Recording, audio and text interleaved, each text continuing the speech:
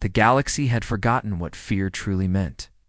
3,000 years was a long time, long enough for empires to rise and fall, long enough for legends to become myths, long enough for warnings to become jokes. Kung Doyen sat alone in the archive chamber of the Valari research vessel, surrounded by holographic displays showing ancient texts. His eyes were tired, and his back ached from hours of reading, but he could not stop. The more he read, the more afraid he became. "Father, you need to sleep," said Yun Sora from the doorway. She was young, barely 30 cycles old, with the confident eyes of someone who had never known true danger. She was the best pilot on the ship, and she knew it. Doyan shook his head. "Come look at this." Sora walked over, her boots clicking on the metal floor.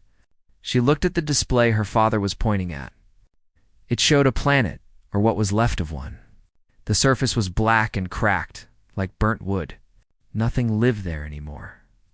"What is this?" she asked.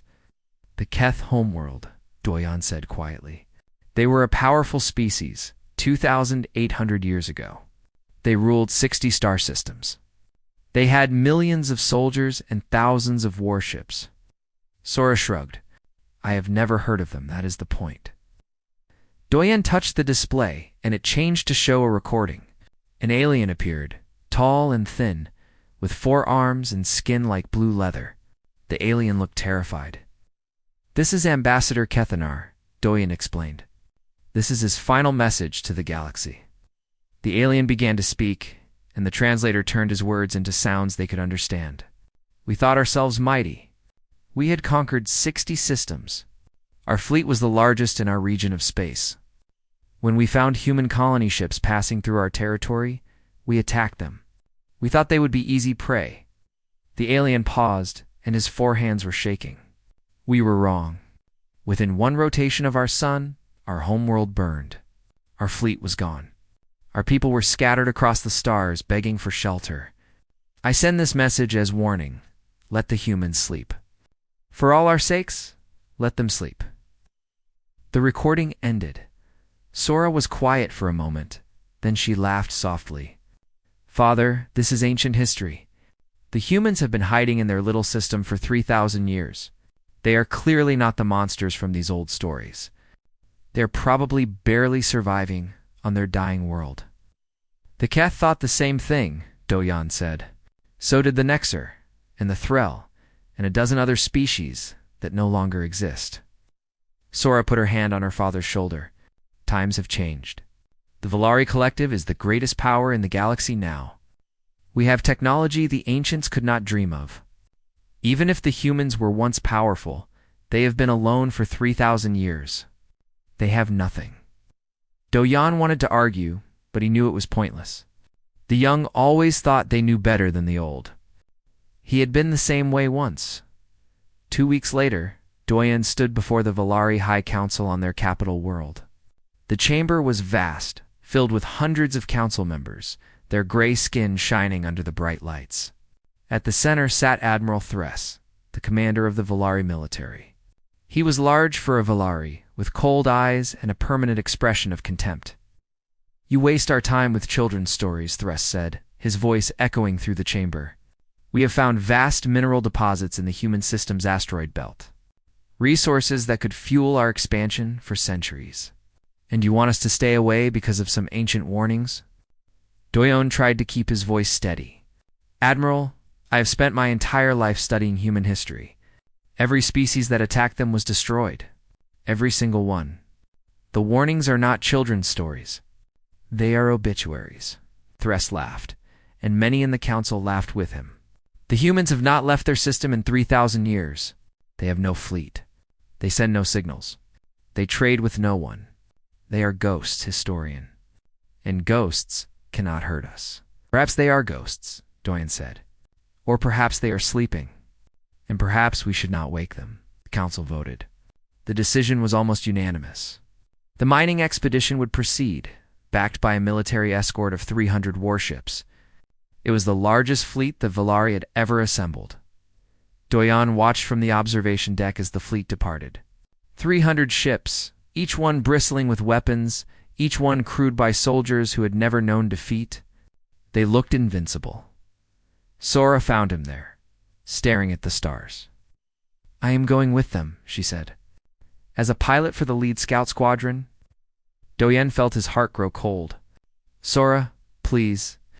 Request a transfer. Stay here." She shook her head. "Father, I love you, but you are too afraid. This is the opportunity of a lifetime. When we return with human territory under Valari control, I will be a hero. If you return," Doyen whispered. Sora hugged him, "I will be fine. The humans are nothing. Everyone knows this." As she walked away, Doyen remembered something he had read in an ancient archive. It was a message from a human general, written during their last great war, before they retreated into silence. "Our enemies always make the same mistake. They see our patience and call it weakness. They see our mercy and call it fear. They see our silence and call it surrender. By the time they learn the truth, it is too late." Doyen closed his eyes and prayed to whatever gods might be listening. In the Sol system, all was quiet. Earth floated peacefully in the void, blue and green and beautiful. The asteroid belt drifted in its eternal dance around the sun. To any observer, it looked like a simple, primitive system, home to a forgotten species. But deep beneath Earth's surface, in chambers that had been sealed for 3,000 years, ancient machines began to hum. In the asteroid belt, rocks that were not rocks began to wake. In the cold darkness beyond Neptune, ships the size of mountains stirred in their long sleep. Humanity had not forgotten how to fight. They had simply chosen not to. That choice was about to change. The Valari fleet arrived at the edge of the Sol system after 3 weeks of travel. Admiral Thress stood on the command deck of his flagship, looking at the view screen with satisfaction. 300 ships behind him, the largest force ever assembled by his people, and before him lay only darkness and silence. "Report," he ordered. His sensor officer checked his screens twice before answering. "Nothing, Admiral. No signals. No energy readings. No ships. The system appears completely inactive." Thress smiled. "As I expected." The historian was afraid of shadows. He turned to his communications officer. "Broadcast on all frequencies. Tell them the Valari Collective has arrived to claim the asteroid belt. They may submit peacefully or face consequences." The message went out. For 2 hours, there was no response. Sora sat in her fighter, waiting in the launch bay with the other pilots. She felt nervous, though she would never admit it. Her father's words kept echoing in her mind, and she hated that. "Movement detected," the sensor officer suddenly announced. "One small vessel approaching from the inner system." Thress leaned forward. "One vessel. Show me." The view screen displayed a tiny ship, barely larger than a shuttle. It was old, the design simple and outdated. It moved slowly, almost casually, as if it had all the time in the universe. "That is their response?" Thress laughed. "One ancient shuttle? Perhaps the historian was right about one thing. They truly have nothing left." The shuttle stopped a safe distance from the fleet. After a moment, a signal came through. Thress nodded, and the communications officer put it on the main screen. A human woman appeared. She was old, her hair white, and her face lined with many years, but her eyes were sharp and clear. She wore simple gray clothes, nothing like a military uniform. "I am Park Juan," she said. Her voice was calm, almost gentle. "I speak for humanity. You have entered our space without permission. State your purpose and leave within 1 standard day. This is your only warning." Thress stared at the screen for a moment, then burst out laughing. His officers laughed with him. "Old woman," Thress said, "do you see what floats behind me? 300 warships. The finest fleet in the galaxy. And you threaten us?" Quan did not smile.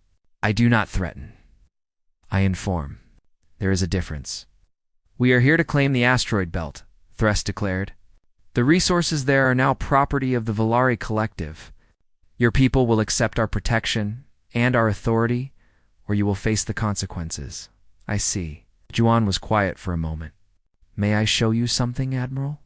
Before Thress could respond, new images appeared on the view screen. They were recordings, old and grainy, but clear enough. The first showed a massive fleet. Thousands of ships bearing symbols Sora did not recognize. Then the recording showed those same ships burning, breaking apart, dissolving into dust. In the background, human vessels moved like shadows, faster than anything Sora had ever seen. The Keth War Guan said quietly. They attacked our colony ships. Within 1 week, their species was broken. Oh, more recordings. A planet covered in cities full of life. Then the same planet, its surface turned to glass, nothing living remaining. Nexer Prime, Juan continued. They thought numbers would save them. They sent 2 million soldiers to invade Earth. None returned. We visited their home world once to deliver a message. The message was received, recording after recording. Fleets destroyed, worlds burned, species scattered, and through it all, human ships moved like ghosts, untouchable, unstoppable.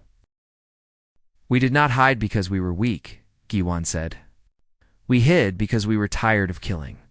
We sealed our borders and chose peace. Not because we had to, but because we wanted to. She paused. We are giving you a chance we did not give the others. Take your fleet and leave. Do not return. The view screen returned to showing her face. Thress was no longer laughing. For a moment, the command deck was silent.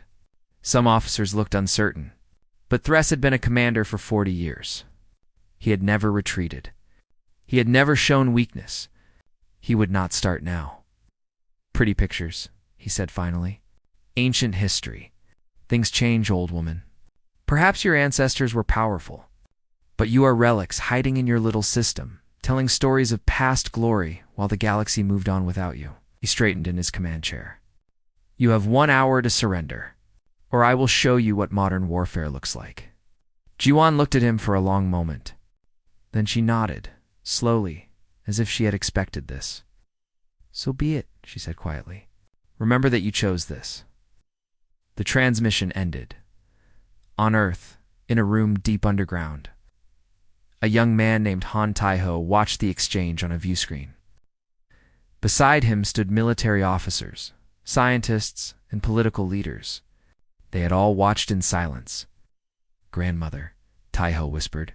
He had known this moment might come. She had warned him years ago that someday an outsider would test their patience. She had volunteered to be the voice, the one who would deliver the warning. She had known the risks. Signal from the shuttle, an officer reported. Park Juan reports she is returning to a flash of light on the screen. The shuttle disappeared. Direct hit, another officer said, his voice hollow. The shuttle has been destroyed. Taiho felt the world stop. His grandmother, the woman who had raised him, who had taught him everything he knew, was gone. Murdered by an alien who laughed at her around him, people began to speak. Some were shouting. Some were crying. Taiho heard none of it. He was looking at the view screen at the Valari fleet that hung in their space like an invading army. His hands were shaking. Activate the system defenses, said General Choyunji. She was old. Older than anyone else in the room, having been awakened from cryogenic sleep just 3 years ago. She had fought in the last wars 3,000 years past. She had hoped to never fight again. Sound the awakening. All stations, all ships, all personnel, General someone asked. What level of response? Yunji looked at the view screen. At the fleet that had just killed one of their own? At the arrogant admiral who thought himself powerful. Full response, she said. They wanted to see what we are. Show them. Across the Sol system, lights began to turn on, and out in the cold darkness, Han Taiho made a silent promise to his grandmother's memory. Admiral S. felt satisfied as he watched the shuttle explode. The old woman's words had worried him more than he wanted to admit, and destroying her ship helped calm his nerves. It was a show of strength, nothing more. The humans would understand now that the Valari were not to be challenged. Send a message to the fleet, he ordered. We advance on the 3rd planet. Whatever remains of their civilization, we will take control of it today. Admiral, his sensor officer, said suddenly, his voice strange. Something is happening, what do you mean? The asteroids, sir. They are ... moving. Thress looked at the view screen. The asteroid belt, which had seemed like ordinary rocks moments ago, was changing. Massive chunks of stone were splitting apart, revealing metal structures hidden inside. Platforms, stations, shipyards. That is not possible, Thress whispered. Energy readings are increasing across the entire system. I am detecting. I cannot count them all. Thousands of power signatures activating. The view screen switched to show the third planet, Earth. It had seemed peaceful before, a simple blue and green world. Now, a shimmer appeared around it, a barrier of energy that wrapped the planet like a protective shell. Planetary shields, an officer said. That technology does not exist. It is not possible. And yet there it is, another replied. From the outer edges of the system, new contacts appeared on sensors. Ships emerging from the darkness beyond the last planet. But calling them ships seemed wrong. They were massive, larger than anything Thress had ever seen. Each one was the size of a small moon, covered in weapons that the Volari scanners could not even identify. How many? Thress demanded. The sensor officer was shaking. 47 capital ships. And behind them? Admiral? There are hundreds more. Smaller vessels. Thousands of them. Thress gripped the arms of his command chair. 300 ships. He had thought it was an overwhelming force. Now his fleet looked like insects facing giants. On Earth, Han Taio stood in the command center, watching the awakening with cold eyes. Around him, officers coordinated the response. General Choi Yunji commanded from the central platform, her voice calm and steady despite the chaos. First and second fleets are active, she reported. Third fleet will reach combat readiness in 4 hours. Orbital defense platforms are charging. What about the deep stations? Asked a young engineer named Lee Junho. He was nervous, his hands moving constantly over his control panel. He had trained for this his entire life, but training and reality were very different things. Activating now. The Volari will see what we kept hidden.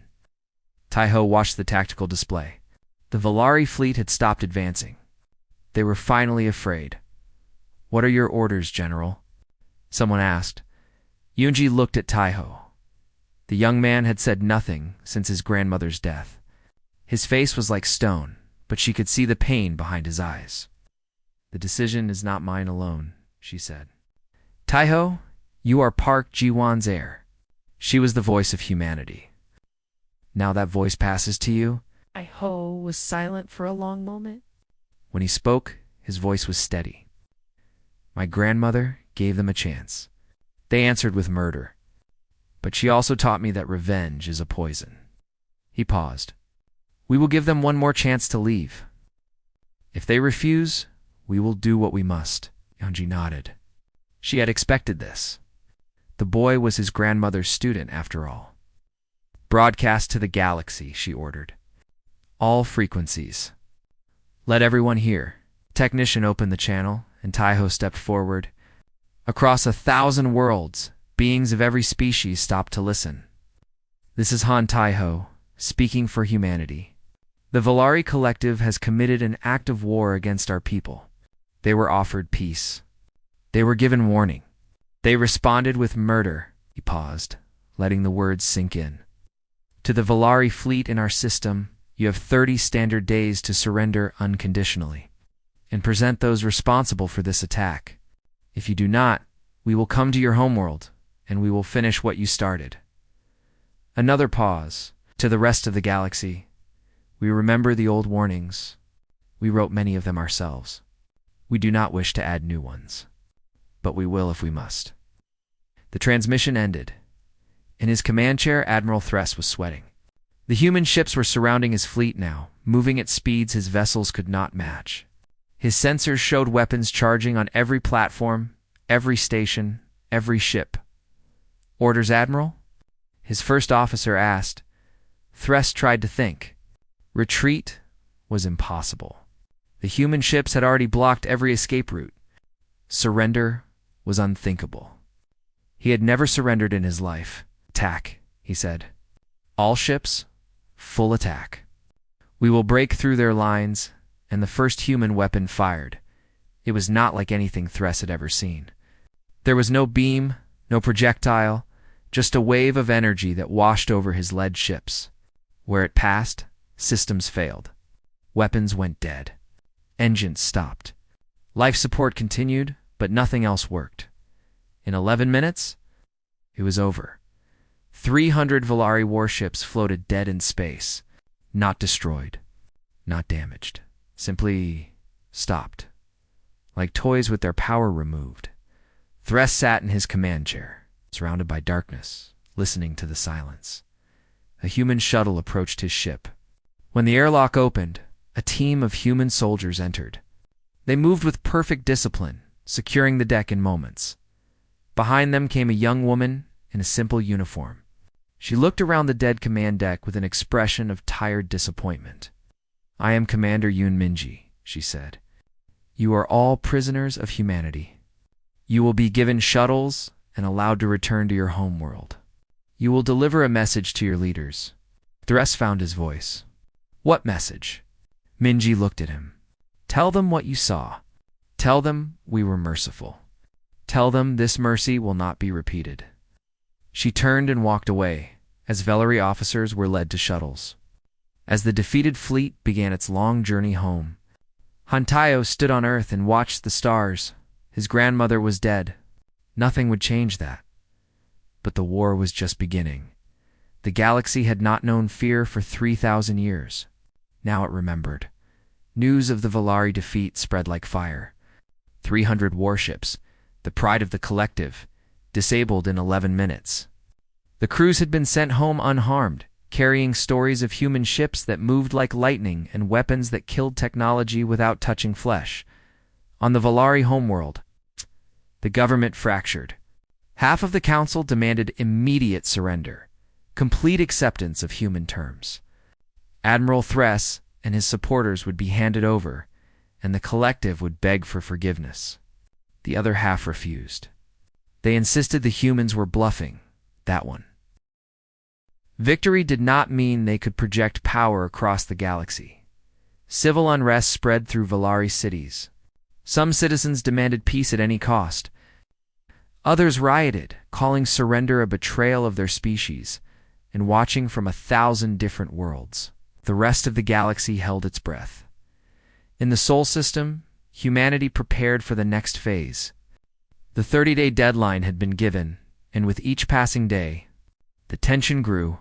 Han Tai-ho stood before the military council, requesting permission to lead the strike force that would capture Admiral Thress if the deadline passed. His request was controversial. You are too young, said one council member, and too personally involved. Your grandmother's death clouds your judgment. My grandmother taught me everything I know, Tai-ho replied. She believed in justice, not revenge. If anyone should bring Thress to answer for his crimes, it should be me. Not to kill him, but to prove that we are better than he is. General Choi Yun-ji supported his request. The boy is right. We need someone who understands what we are fighting for. Tai-ho is not seeking revenge. He is seeking to honor his grandmother's memory, the council voted. Tai-ho's request was approved in the engineering section of the main military base. Lee Jun-ho worked day and night. He was not building weapons for attack. He was working to limit them. Jun had access to the old archives, the records of humanity's darkest weapons. Planet killers that could crack a world in half. Star readers that could drain a sun's energy and leave entire systems frozen. Weapons that could end species with the push of a button. The archives made him sick. He cannot use these, he told anyone who would listen. We cannot become what we were, some agreed with him. Others argued that overwhelming force was the only way to ensure lasting peace. If the galaxy feared humanity enough, no one would ever attack again. Fear fades, Junho argued. Every empire that ruled through fear eventually fell. We chose to hide ourselves precisely because we were tired of being monsters. If we become monsters again, we will have learned nothing. General Yunji listened to his arguments. She remembered the old wars, the decisions she had made, the worlds she had burned. She had justified it all as a necessity, as survival. But the guilt had never left her. "Limit the weapons," she ordered. "We will use the minimum force required. Nothing more." While humanity debated, ancient species emerged from their hiding places. Species that remembered the old human empire that had survived by staying invisible. Now sent messages pleading for peace. One such message came from the Kelish, a species of small, gentle beings who had hidden on a remote moon for 2,000 years. "We remember the humans," their representative said in a recorded message. "They were not cruel. They did not seek war. But when war found them, they ended it completely.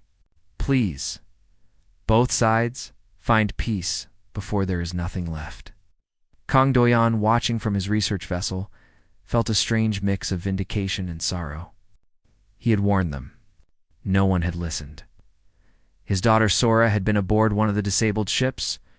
She was safe, returned to Valari space with the other crews. But she had not contacted him. He did not know if she was angry, ashamed, or simply in shock.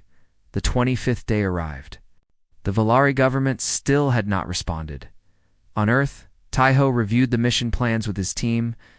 They would drop into the Valari homeworld, locate Admiral Thress, and extract him for trial. Speed and precision were essential. No civilian casualties. No unnecessary destruction. "Are you ready for this?" asked Commander Yoon Mingi. She had been assigned as his second-in-command, partly to guide him, partly to watch him. "I have to be," Taiho said. "My grandmother believed in second chances. She gave the Valari one, and they killed her for it. But she also believed that becoming what you hate is the worst defeat of all." Minji nodded. "Your grandmother was wise." "She was." Ho paused. "I found her final recording. She made it just before she died. She must have known what might happen." "What did she say?" Taiho was quiet for a moment. "She told me to be a healer, not a weapon. She told me that victory without wisdom is just delayed defeat." He looked at the mission plans. "I intend to honor that." On the 28th day, a message finally came from the VALA. It was not a surrender. It was not an apology. Instead, it was a declaration of continued resistance, signed by Admiral Thress and his supporters. They had seized control of the government. Anyone who opposed them had been arrested or silenced. "Humanity's threats do not frighten us," Thress declared. "Their empire fell once. It will fall again. We will not surrender to ghosts." In the command center on Earth, people watched the message in stunned silence. "He has gone mad," someone whispered. "He would rather doom his entire species than admit he was wrong." Oh. General Yunji closed her eyes. She had seen this before. Leaders who would sacrifice everything rather than face their own failure. It never ended well. "Prepare the fleet," she ordered. "We move at dawn." That night, Taiho sat alone in his quarters, holding his grandmother's photograph. She smiled at him from the image, her eyes full of the warmth he remembered. "I will make you proud," he whispered. "I promise." In 2 days. He would stand face to face with the man who killed her, and he would have to choose what kind of person he wanted to be. The human fleet arrived at the Valari homeworld like a storm from ancient nightmares. Massive ships that blocked out the stars, surrounded by swarms of smaller vessels that moved with impossible speed. The planetary defense systems activated automatically. But it was like throwing stones at an ocean. One by one, the defense platforms went dark. The orbital stations lost power. The satellite networks fell silent. No explosions, no destruction. It's the quiet death of technology. In his command bunker deep beneath the capital city, Admiral Thress watched his displays go blank. "How is this possible?" he demanded. "We had the most advanced defenses in the galaxy." There was nothing to say. The human strike team landed in the city center at midnight. Han Taiho led them through streets that had fallen into chaos. Some Valari fled in terror. Others watched from windows, too afraid to move. A few tried to fight, but the human soldiers moved too fast, their weapons too precise. No civilians were harmed. Every shot was calculated. Every move was planned. Taiho's team reached the bunker entrance. The doors were thick metal, designed to survive orbital bombardment. Lee Junho had given them a device to handle this. Taiho pressed it against the door, and moments later, the metal simply fell apart. Its molecular bonds dissolved. They entered the bunker. Admiral Thress waited in the command center, surrounded by his last loyal soldiers. 50 Valari guards, the best warriors in the collective.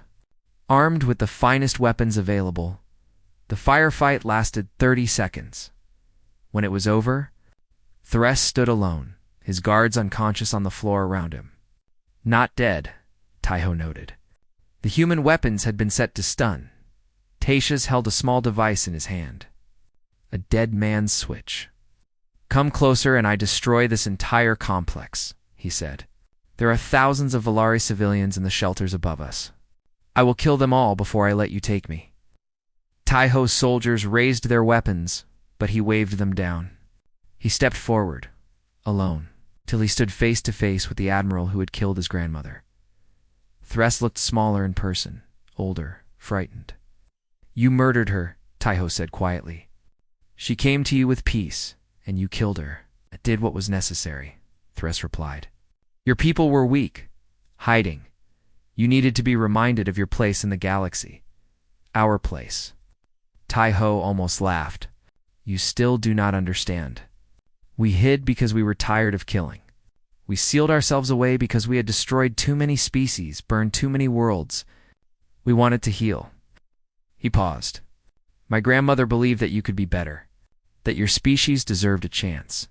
And you? Thress asked. What do you believe?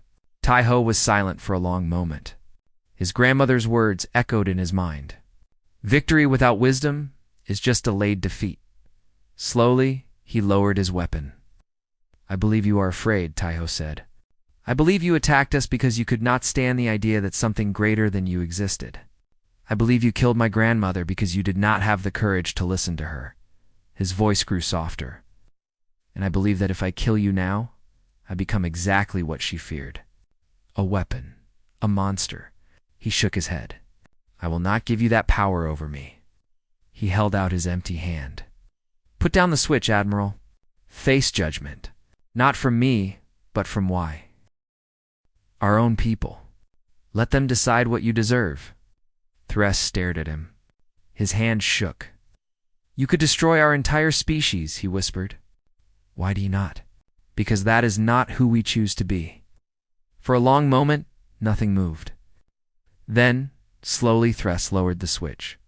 It clattered to the floor. Human soldiers moved forward and took him into custody. As they led him away, Thress looked back at Taiho one last time. Your grandmother, he said. Was she really so convinced we could be better? Taiho met his eyes. And I am trying to believe it too. The war ended not with fire, but with trials. Admiral Thress and his supporters were judged by the Valari people themselves. The evidence was overwhelming. They were found guilty of starting an unjust war, of murdering a peace envoy, of nearly destroying their own civilization through arrogance. The sentences were carried out by Valari hands. Humanity did not occupy the Valari worlds. They did not demand territory or resources.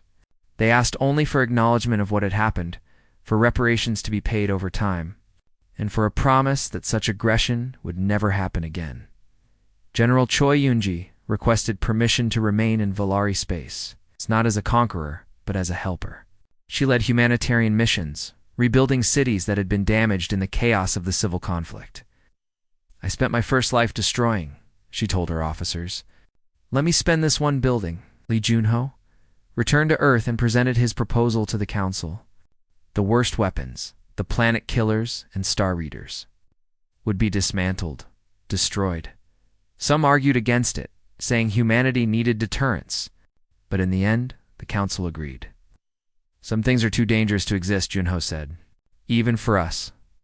The Sol system opened its borders for the first time in 3,000 years. A single embassy station was built at the edge of human space. Aliens were welcome to visit, to trade, to learn. Slowly, carefully, humanity rejoined the galaxy 100 years later.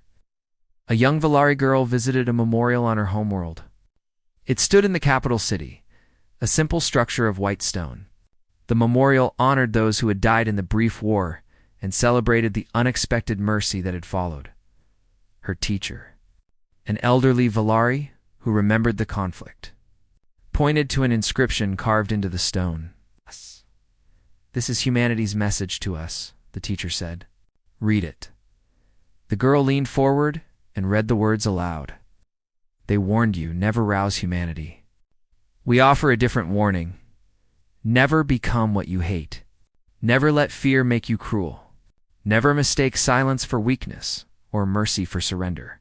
We are humanity. We have been conquerors and destroyers. We choose now to be builders and healers. But the choice, as always, remains yours. Choose wisely." The girl was quiet for a moment. "Did they really forgive us?" "They gave us a chance to be better," the teacher replied. "That is something greater than forgiveness." Far away in the Sol system, Han Tai-ho sat in a garden on Earth. He was old now, his hair white, his movements slow. His grandchildren played nearby, laughing and chasing each other through the flowers above them. Ships passed through the sky, heading to the embassy station where humanity met the galaxy. Trade vessels, diplomatic shuttles, tourist transports. The galaxy had changed. Not through conquest, but through example. Taeho looked up at the stars and smiled. "I kept my promise, grandmother," he said softly, and somewhere he knew she was proud.